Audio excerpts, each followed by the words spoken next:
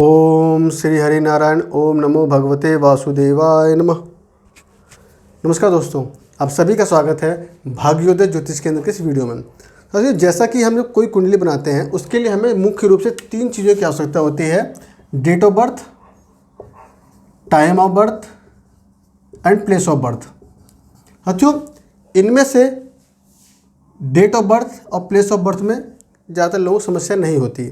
जो समस्या से ज़्यादा होती है वो होती है टाइम ऑफ बर्थ को लेकर के। जो कई बार क्या होता है, जब किसी जातक का जन्म लग्न संधि में हो तो वहाँ पे कई बार मिनटों की वजह से ही लग्न चेंज हो जाता है।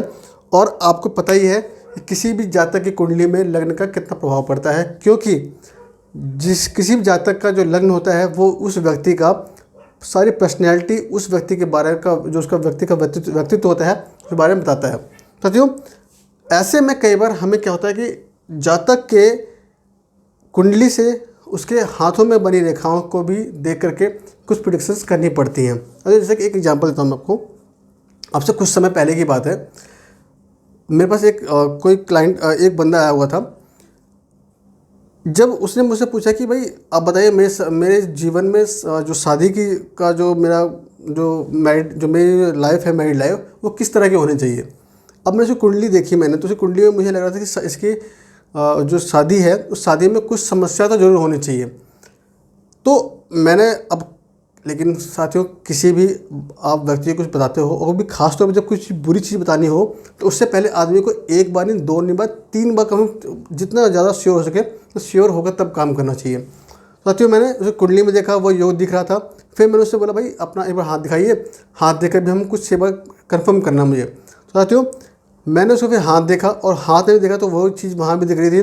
तो हाथ से में दिखी हुई चीज़ और कुंडली में दिखी हुई चीज़, जब मैं 2 चीज़ मिली तब उससे मैंने बताया कि भैया नहीं, आपकी जो मैरिड लाइफ है वो अच्छी नहीं होगी और आप अपनी वाइफ से डिवोर्स लेने के बारे में सोच रहे होंगे। तो उसने मुझे बात बताई कि हाँ नहीं भैया, मैं अपनी वाइफ से डिवोर्स लेने के बारे में बात सोच रहा हूँ और वो डिवोर्स फाइल करने वाला हूँ।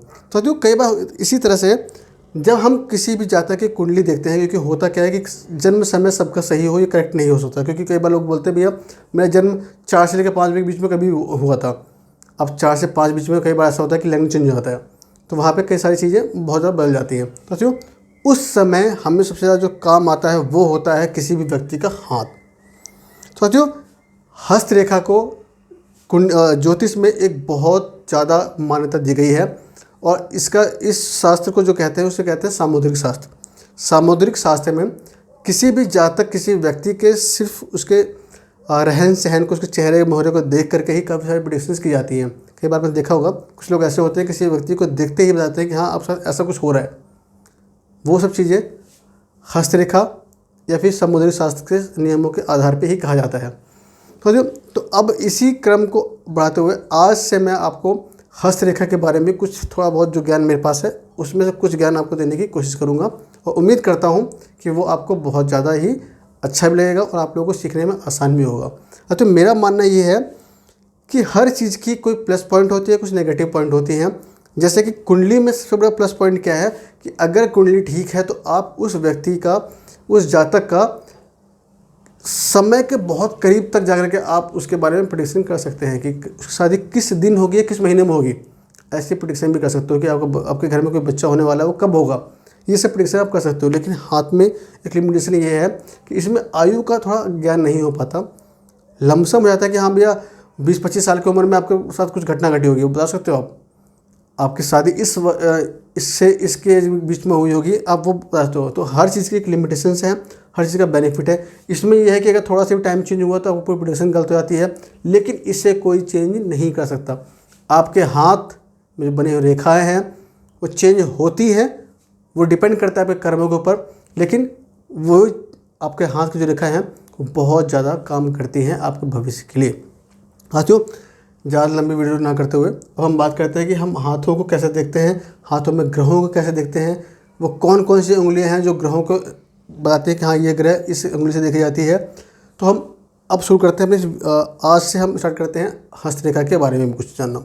जो किसी भी व्यक्ति का हाथ कुछ इस तरह का होता है। इंसान के पास 2 हाथ होते हैं। 2 हाथ में से सबसे बड़ा प्रश्न आता है कि हम किस हाथ को देखें और किस हाथ को ना देखें। तो साथियों, मेरा मानना ये है कि जब भी हम कोई किसी का व्यक्ति का हाथ देखते हैं, जहाँ तक हाथ देखते हैं, तो हमें उसका दोनों हाथ देखना चाहिए, लेकिन प्रायोरिटी हमें उस हाथ को ज़्यादा देनी चाहिए जिस हाथ से वो लिखता है या जिस हाथ से वो किसी सामान को उठाता है। वो उसका प्रेजेंट या फ्यूचर बताने का मादा रखता है। साथियों, हमारे हाथ में 4 उंगलियां, एक अंगूठा होता है।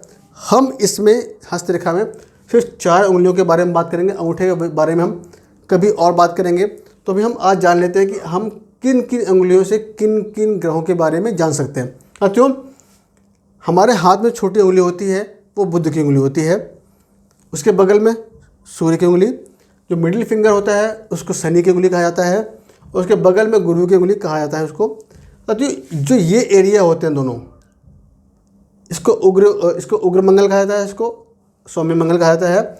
और जो बीच में जो ये जगह बचती है, इसको मंगल का क्षेत्र कहा जाता है। साथियों, जिस भी व्यक्ति का अगर ये उठा हुआ है तो वो व्यक्ति उतना ही ज़्यादा निर्दयी हो सकता है, क्योंकि वो मंगल की वजह से। साथियों, हमारे हाथ में जो ये एरिया होता है, ये वाला, इसको शुक्र का एरिया कहा जाता है, इसको चंद्रमा का एरिया कहा जाता है, जो मैंने इसमें दिखाया हुआ है। साथियों, हो सकता है कोई जातक आपके पास आए या मेरे पास आए, वो अपने कुंडली को अपने हाथ से बना के ले आए, भाई हाँ ये मेरी कुंडली है, लेकिन अपने हाथ की जो रेखा है उससे तो नहीं बदल सकता ना वो। साथियों, इसलिए आपका जो हाथ है वो बहुत मायने रखता है किसी प्रेडिक्शन को करने के लिए। साथियों, कई बार क्या होता है कि हम लोग ये जो रेखा होती है, इसको हम लोग बोलते हैं आयु रेखा। ये आपकी हृदय रेखा होती है, ये आपकी भाग्य रेखा होती है। इन रेखाओं के बारे में धीरे धीरे मैं आपको बताता रहूँगा आगे आने वाले वीडियोज़ में। साथियों, और कोई सुझाव हो आप लोगों का, कोई सलाह हो, आप लोग चाहते हैं मैं कुछ और बताऊं, तो प्लीज़ आप लोग में अपने कमेंट बॉक्स में ज़रूर डालते रहे कीजिए, ताकि मैं और ज़्यादा वीडियो देखता रहूं, आपको बताता रहूं और मेरा भी ज्ञानवर्धन हो, आप लोगों का भी ज्ञानवर्धन हो। कोई प्रश्न हो ज़रूर लिखिए, कोई भी सुझाव हो ज़रूर लिखिए। मैं कोशिश करूँगा कि आप लोगों को अच्छी से अच्छी और नॉलेज भरी ही वीडियो दूँ। लेकिन साथियों, उसके लिए मुझे आपका बहुत ज़्यादा सहयोग की आवश्यकता है। अगर आप लोग मेरे वीडियोज़ को शेयर करते रहेंगे लोगों को, तो मुझे भी मेरा मनोबल बढ़ेगा और मैं आगे कुछ अच्छा करने की कोशिश करूँगा। कोई सलाह हो ज़रूर दीजिए, कोई भी सुझाव हो, बहुत आपको स्वागत करता हूँ। आप मेरे पेज को लाइक कीजिए, सब्सक्राइब कीजिए, शेयर कीजिए, ताकि मेरा भी मनोबल बढ़ता रहे। धन्यवाद।